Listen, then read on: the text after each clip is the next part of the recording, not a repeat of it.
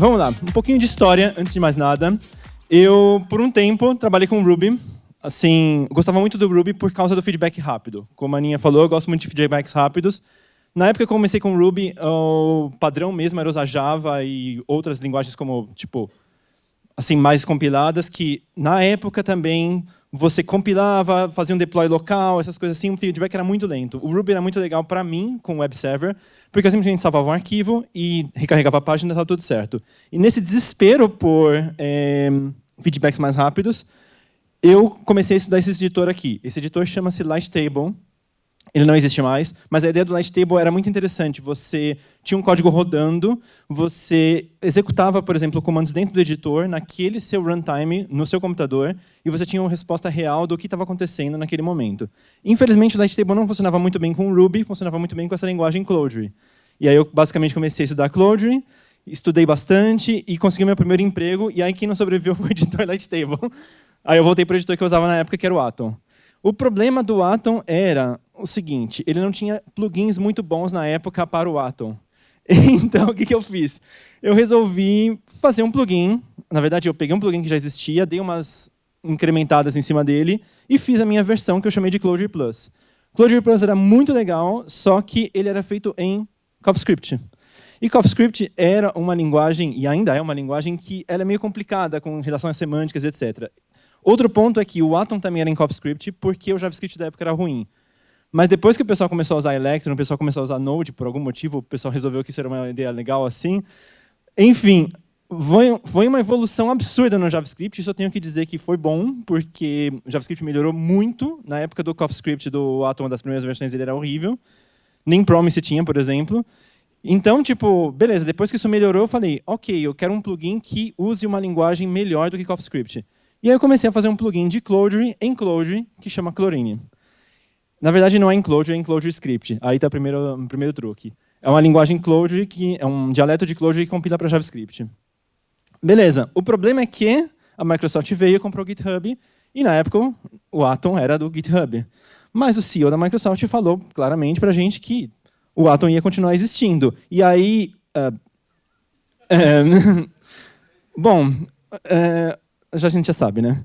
Outro ponto também é que Clojure foi sumindo, assim, as propostas de Clojure por causa de um monte de outros motivos. Eu resolvi voltar para Ruby. E aí foi a minha ideia de tentar fazer toda essa confusão que eu fiz em Clojure em Ruby. E aí veio o nome da palestra, usando Clojure para gerar JavaScript, para rodar Clojure e executar Ruby. E bom, agora eu posso falar um pouco mais devagar, que era só uma introdução. Meu nome é Maurício Eduardo Chico Puzabo, eu sou programador Clojure, ClojureScript, JavaScript, Ruby, Python e mais algumas coisas. Esse plugin que eu vou apresentar chama Lazuli, que é basicamente esse logo temporário aqui. Eu moro no Uruguai, em Montevidéu, então estou aqui só para GamiConf. Na verdade, eu sou de São Paulo, mas eu moro agora em Uruguai. Atendo por pronomes masculinos e também curto muito windsurf.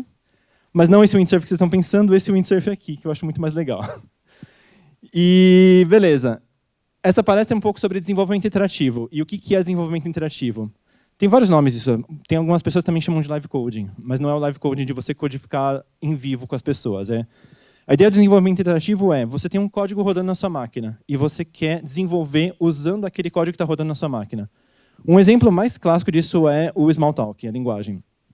Smalltalk, basicamente, toda a sua imagem, ou seja, o seu editor, o seu código-fonte, o seu server, tudo roda num lugar só.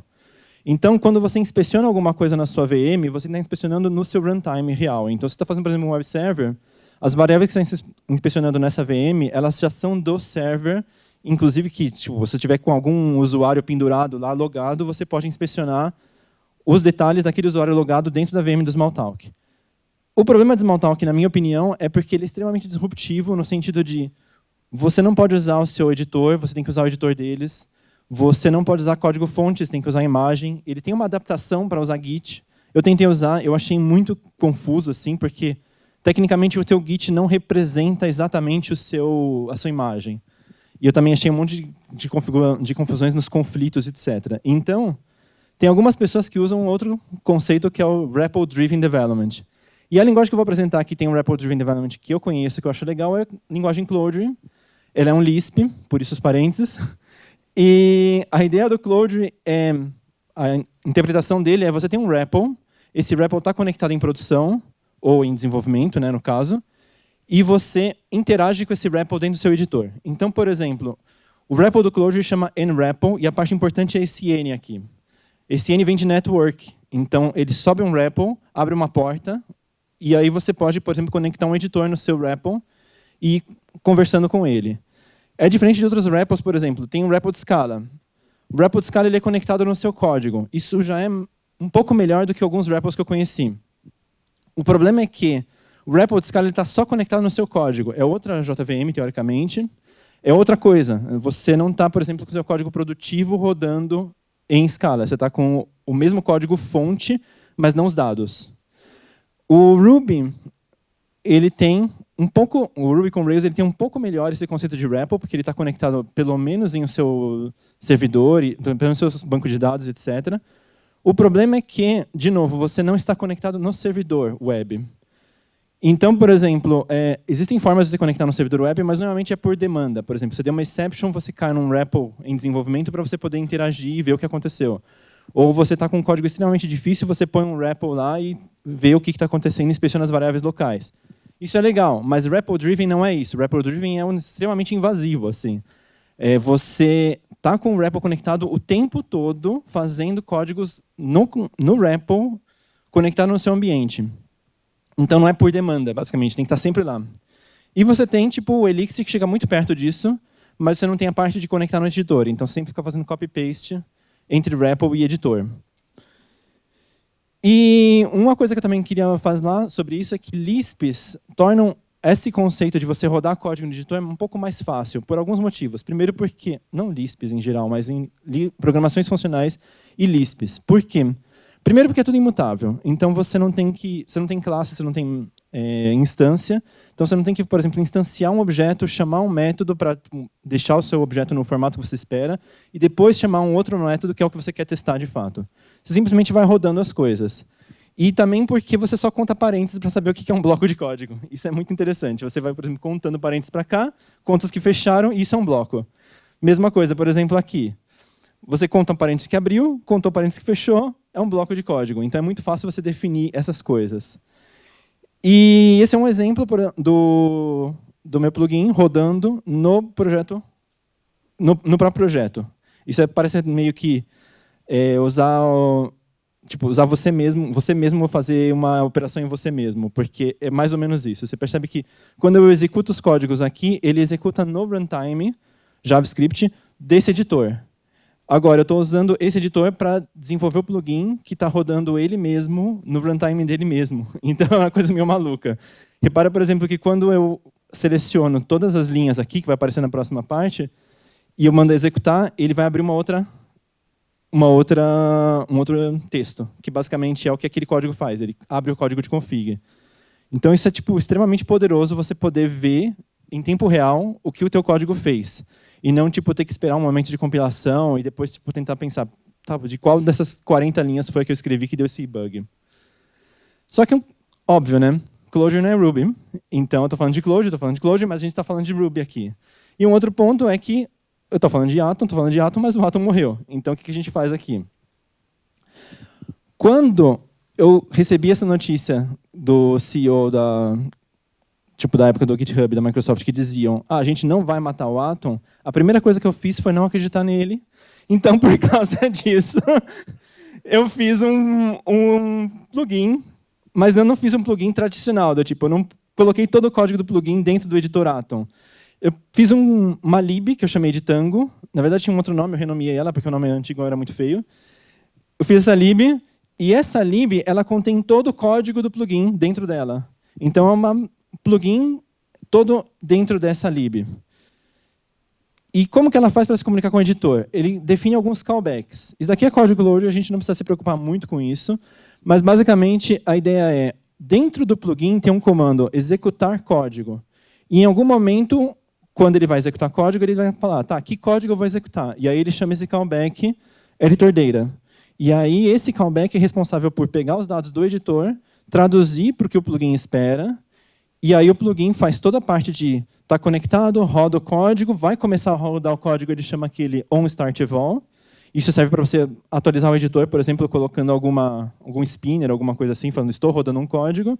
Na hora em que ele terminar de rodar, ele vai dar um resultado e ele vai mandar para você um onEvol, que significa terminei de rodar, atualize os seus resultados aí. Então, tipo, é literalmente um plugin as a library.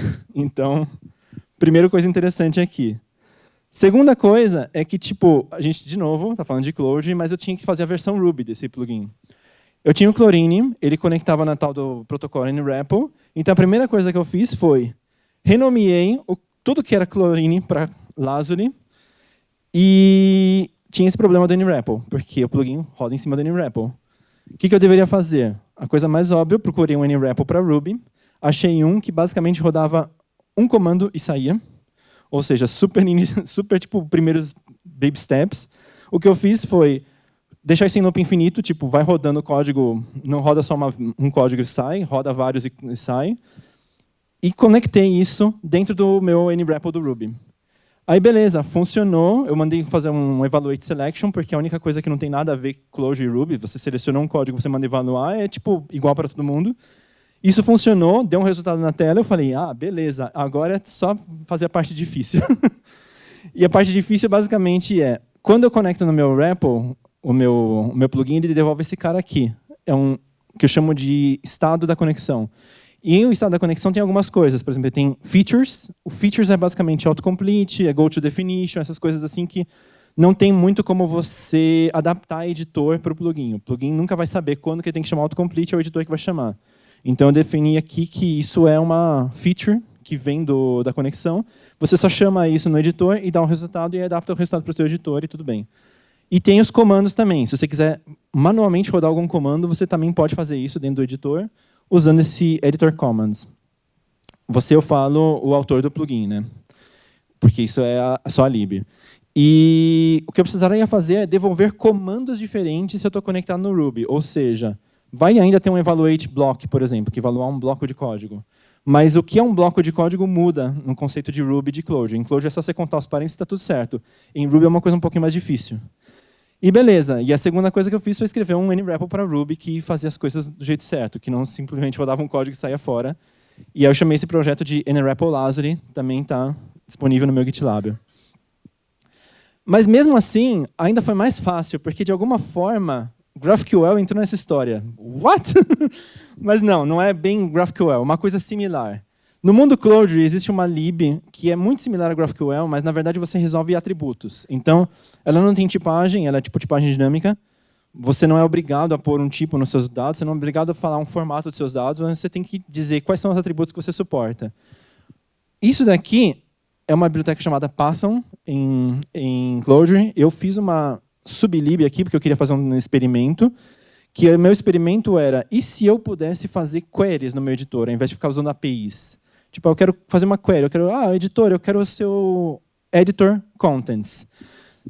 Do editor eu quero conteúdo, e ele me devolveria isso de alguma forma, tipo text contents, text range, igual está aqui.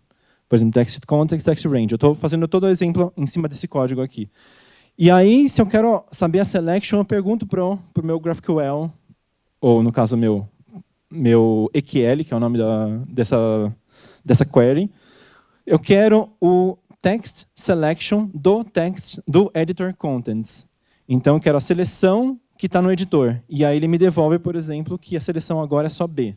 E outras coisas também. Text block, o que é um bloco no caso, e o que é top block no caso. Eu falei que era só contar parênteses em Clojure, mas não é bem assim, tá? A sintaxe é uma porcaria.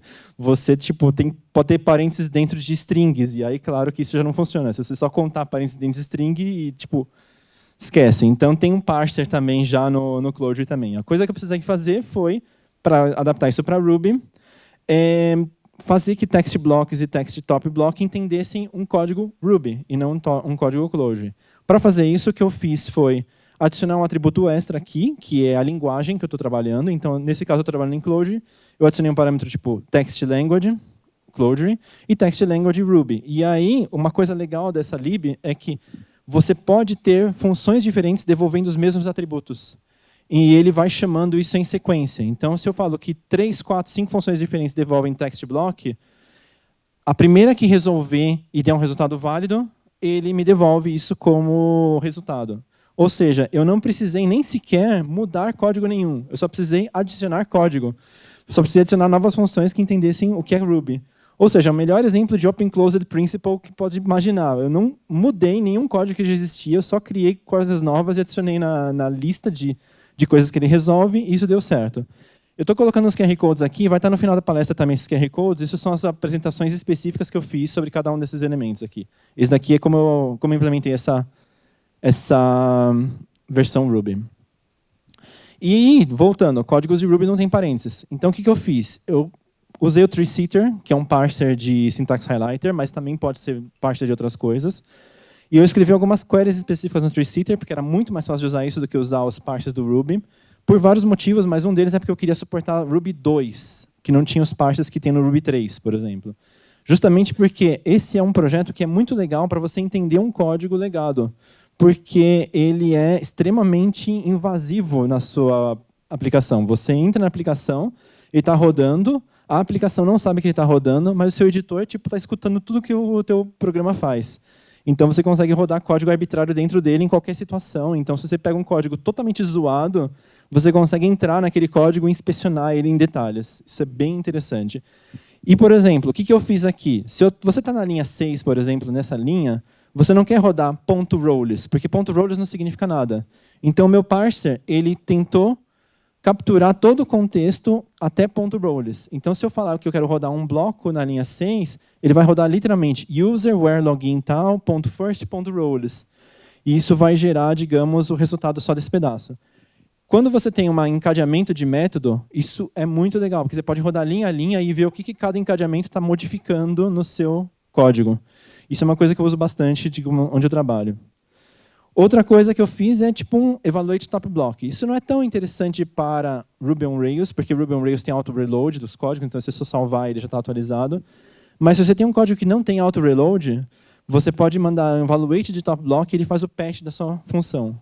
Isso funciona melhor para Python, por exemplo, porque Python normalmente não tem muito auto-reload, mas você rodando o top block do Python, ele também faz um patch do seu código e você consegue usar uma versão nova dele em testing, alguma coisa assim. Isso é legal para você ir evoluindo seu código aos poucos. Tipo, eu estou fazendo um código, não sei se isso vai funcionar. Eu dou um evaluate top block, isso faz um patch, e eu já tenho uma instância criada, eu só rodo o método de novo, e eu vejo se o método fez o que eu esperava ou não. E tipo, a ideia é que ele funcione em instâncias que já existem, não você precise definir uma nova instância da classe. Em Ruby isso funciona muito bem. Em Python o código é um pouco mais complexo, porque não funciona tão bem assim. Mas nada disso é ainda o que eu queria. Por mais bizarro que pode parecer, eu não estava satisfeito com isso. Por quê? Ruby é uma linguagem orientada a objeto. Esse é um exemplo de um código de controller, que é basicamente uma interação com uma página web. Para eu renderizar um controller, para basicamente falsificar um controller, é muito difícil. Eu não posso simplesmente criar uma classe controller, porque, por exemplo, tem esses parâmetros. Se eu não colocar parâmetros corretos, com o dado correto, com a tipagem correta, e a tipagem é uma coisa complicada, porque a tipagem é dinâmica, então eu poderia, por exemplo, colocar um hash map, mas um hash map não é exatamente parâmetros, então tem algumas coisas que diferem. Então eu não queria isso, eu queria uma forma melhor, porque de contrário só ia ter esse tipo de coisa. No method error, invalid something, porque eu não tenho as variáveis locais, não tenho as variáveis globais, não tenho nenhum contexto ao redor. Acontece que Ruby tem tracing de código. Você pode pedir para o interpretador. Quando ele chama um método, ele te faz um callback com aquele método, falando, rodei esse método, e aí o que eu fiz no meu servidor NREPL foi colocar esse tracing ativo. Esse tracing ele tem uma perda de performance, sim. Tanto é que tem alguns workarounds que eu faço para, por exemplo, não rodar o tracing na hora em que eu estou recarregando o código, porque isso fazia meu recarregar código de 2 segundos passar para 12. Isso é tipo, meio inaceitável em algumas situações, quase todas. Enfim. Mas, enfim, o tracing é basicamente isso. Ele chamou um método, aí no meu caso, no NREPL, eu fiz esse conceito de watch points.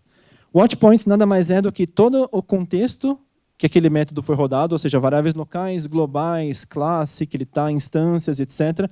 Tudo isso salvo dentro do servidor. Então, vou dar um exemplo aqui. Eu tenho um watch point na linha 7 e logo embaixo eu tenho na linha 12. A linha 7 ela equivale a esse método index. Repara que @users aqui está definido, @user não.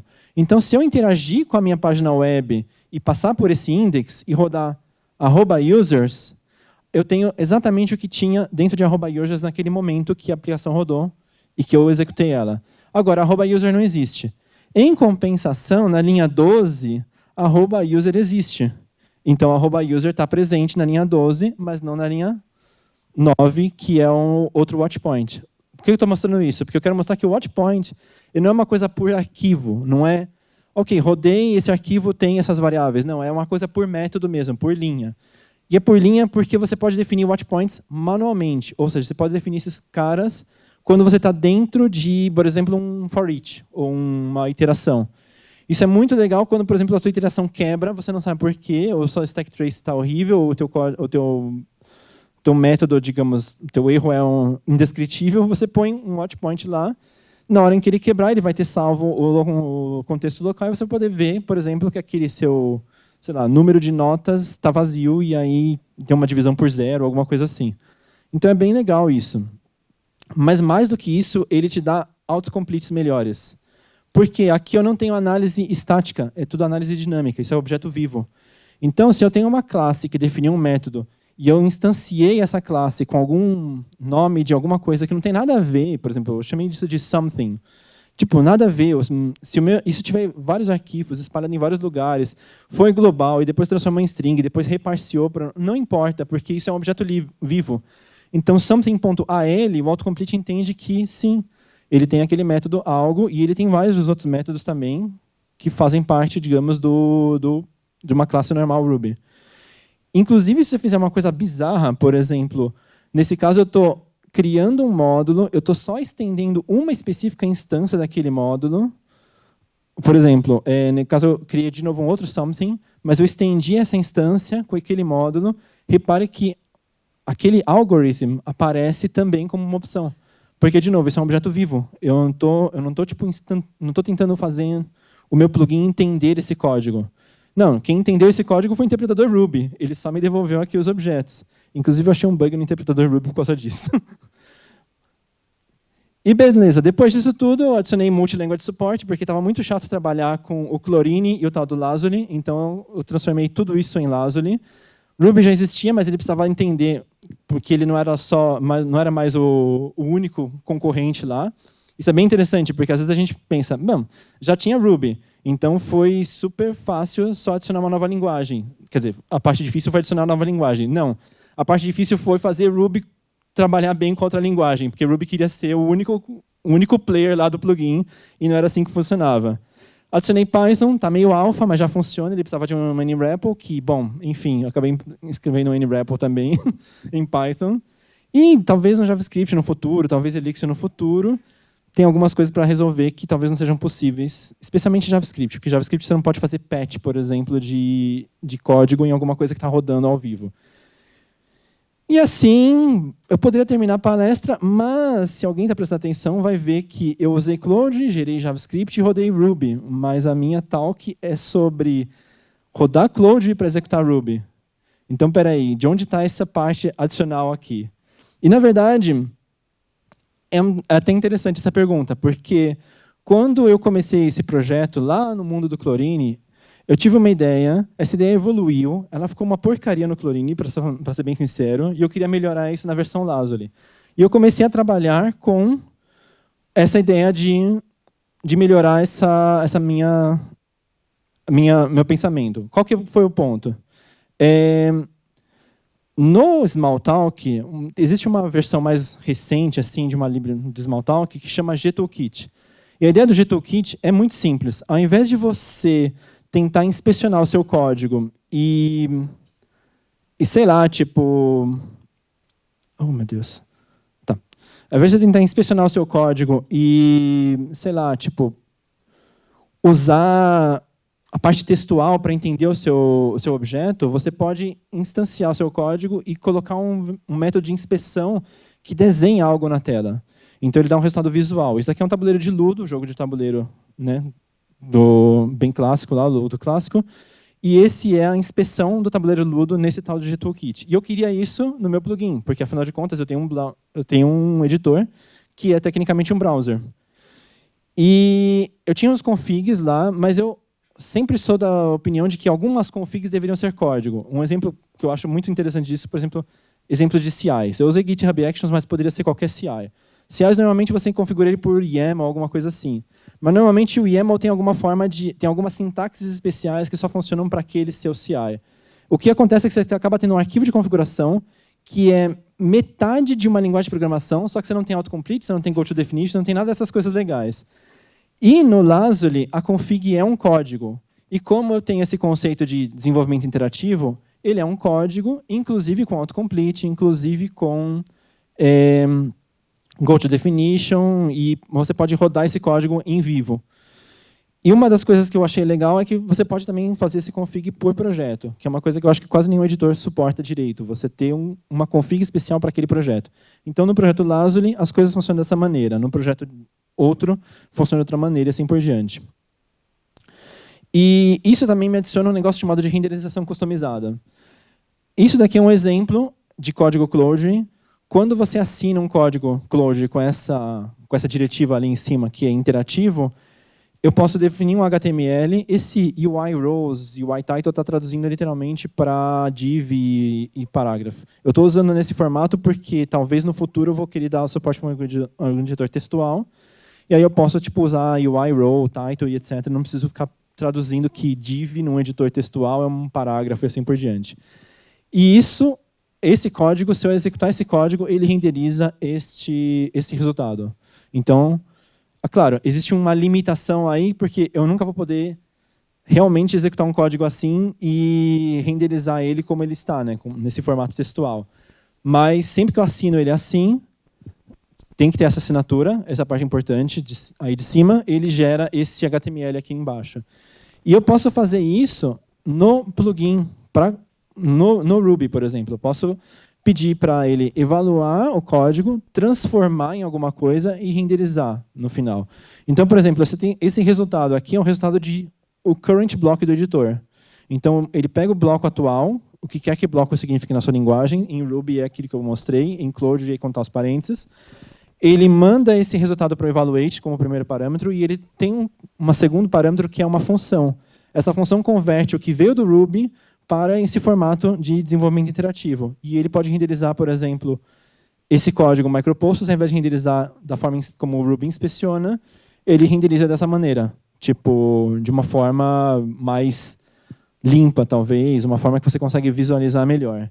E isso é ad infinitum, por exemplo. Você pode usar isso para renderizar um tabuleiro de xadrez dentro do seu código. Isso daqui eu cheguei a usar de verdade, porque avaliar coisas e renderizar de uma forma diferente é muito legal na teoria, mas na prática não é muito usável em 80% dos seus casos. Mas eu tive, digamos, os meus 20% aqui, que eu estava fazendo esse tabuleiro de xadrez, eu queria fazer um esquema que entendia a notação de xadrez, umas coisas assim. E era muito ruim interpretar que aqueles objetos que eu tinha eram os peões, as torres, na posição certa. Então eu mandei ele renderizar um tabuleiro de xadrez e isso foi muito legal, porque imediatamente eu consegui identificar se os movimentos estavam corretos ou não, porque eu tinha visualmente isso na minha tela, não tinha isso, digamos, de uma forma abstrata com texto. Isso me matou muito, muito tempo. E agora sim a gente termina a história. Eu estava usando o Clojure no formato desse meu editor, nesse meu plugin, né, para gerar JavaScript que roda no editor, nesse editor aqui e no VS Code, para rodar Clojure com esse conceito de plugin interativo, que executa Ruby e também Python, que é esse caso aqui, meu Python bem alfa, mas está funcionando já. E o Python também tem todas aquelas coisas que eu tinha no Lazuli, ou seja, no Ruby. Inspeção do seu objeto, entendi a estrutura do seu objeto, você podia abrir, e tem o was points também do lado, porque Python, por algum milagre da natureza, também tem tracing, e eu posso usar esse tracing. E uma última coisa, o Atom morreu, mas a gente tem uma versão dele que chama Pulsar. Se alguém quiser usar, por favor, sejam bem-vindos. Agora sim, perguntas? Ops. Eu acho que o meu computador morreu. Foi bem na hora, né? Incrível. É uma pena que os QR Codes ficaram, mas tudo bem. Olá. Obrigado pela apresentação. Queria saber se dá para fazer esse meta com linguagens estáticas. Linguagens estáticas? Olha, não existe nada que impeça isso. O problema é você tem que tentar entender a experiência da linguagem estática. Por exemplo, por que funciona bem com Ruby e funciona bem com Python e não está funcionando muito bem com JavaScript? Porque JavaScript você não consegue inspecionar o seu código, a não ser que você use o DevTools Console.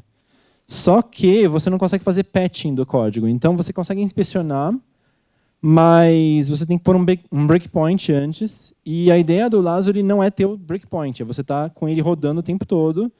E em algum momento você fala, eu quero ver o que tem no conteúdo dessa variável aqui. Para isso, por exemplo, em Clojure, que não tem tracing, você define uma variável global com o mesmo nome do seu parâmetro e vai inspecionando essa variável global.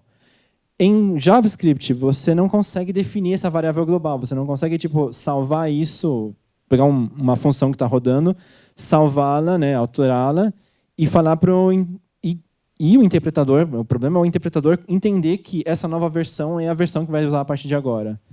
Então, por isso que não funciona muito bem. Agora, se uma linguagem estática tiver um tracing e tiver uma forma de você rodar código e tiver uma forma de você fazer patch desse código, aí funcionaria super bem. Eu já ouvi falar que um dos motivos que linguagens estáticas mais raramente têm REPLs é justamente porque o sistema de tipos atrapalha você fazer patch at runtime. Não seja impossível, mas não é tipo como um Lisp, que você só vai lá, Ctrl+C, Ctrl+E, boom, foi.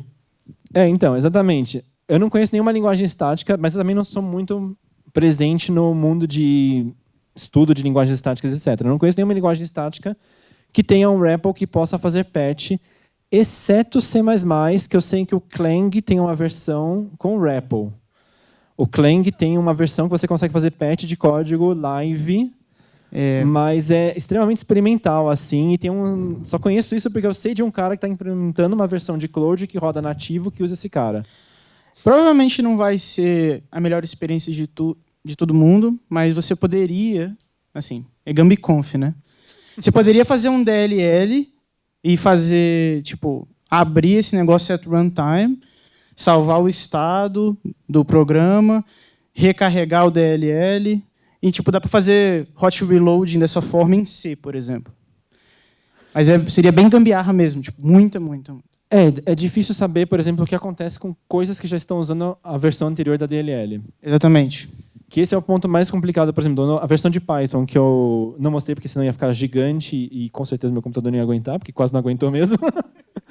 Mas a versão de Python, por exemplo, ela não pega só, abre a classe e põe um método. Não, ela define um novo método, ela pega da classe e põe, por exemplo, classe.método é igual a nova implementação do método. Então, o evaluate top block, que é o patch, né, do Python, não é bem um evaluate, ele muda o código para poder suportar patch. Então, não sei qual é o nível que funcionaria isso com outras linguagens. Muito obrigado. Valeu. Muito boa apresentação. Obrigado. Não uma pergunta, mas talvez um desafio aí, né, para aqueles momentos de implementar gambiarra, né? Mas o Emacs, que é um editor de texto, não sei se você já teve o prazer de utilizar. É impossível você não saber de Emacs. Todo mundo faz questão de falar. E há muito tempo atrás, você falou Elixir ali, né? E sim. Aí, assim, eu não vou lembrar, né, de cabeça, né? Mas ele tem um modo que é justamente para você interfacear com o Erlang. Então, o Elixir é Erlang, né? Uhum. Porque na máquina virtual da Erlang você consegue interagir com os processos, você consegue interagir com hot reload de código e tal. E talvez possa ser um desafio tentar fazer conversar, porque já, né, uma boa parte ali já é Lisp e tal, e quem sabe fazer alguma coisa nesse sentido. Porque eu lembro que tinha um modo, eu não lembro de cabeça agora, mas tinha um modo que ele mexia na interface do Emacs justamente para poder te dar ali uma responsividade. O meu caso, eu acho que eu estou num ponto mais fácil do que isso, porque como o REPL, né, a implementação do NREPL, ela roda na mesma VM e na mesma linguagem, tanto é que tem o NREPL Python é Python, o NREPL Ruby é Ruby, talvez eu nem precise desse módulo que faz interface com a VM que existe nesse momento. Talvez eu possa simplesmente rodar alguma coisa lá e fazer esse NREPL ter custom commands que eu peço um reload, peço alguma coisa. O Erlang e a Elixir, em geral, são próximos passos assim naturais, assim, porque eles são funcionais, ou seja, eu não tenho talvez que nem fazer o tracing, que é um problema do tracing. O tracing é sempre um problema, porque é pouca linguagem que suporta. Mas ele não precisaria do tracing, porque é funcional, então você não precisa ficar gerando uma classe, tipo, exercitando a classe para você chegar num objeto. Ele tem patching e ele tem hot reload. Então, tecnicamente, é um passo meio que natural, assim. Eu queria JavaScript porque o Pulsar é JavaScript e estão dando uma dificuldade em certas coisas que eu quero executar, mas está mais difícil do que eu esperava, bem mais. Vai ser útil porque essa interface com a máquina virtual da Erlang, né? Tipo, se você tem um editor de texto que você está mais próximo de utilizar do teu dia a dia, e você tem essa interface para você poder ter ali a resposta, né?